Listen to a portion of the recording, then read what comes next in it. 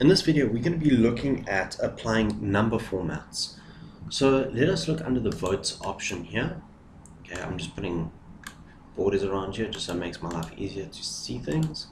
Okay, there we go. So here we go, we're going to be looking at these numbers here. So when it comes to number formatting, we can do it in one of two ways.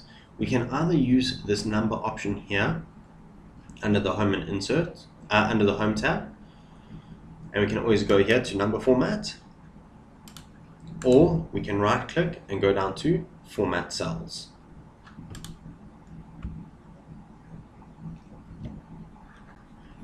Okay, the other quick way of doing it is pressing your control key and the number 1.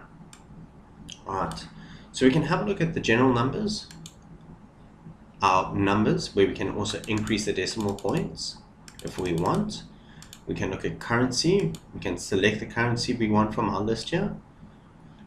Accounting, date and time, percentage, fractions, scientific, text, specials.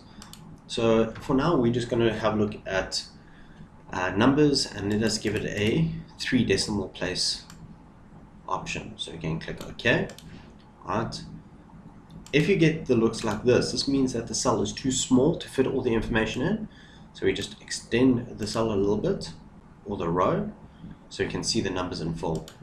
If we want to have only certain ones showing decimals and some not showing decimals, instead of selecting everything and changing it, we can come up to here to increase decimal places or to decrease our decimal places. So that is how you make use of number formatting in Excel.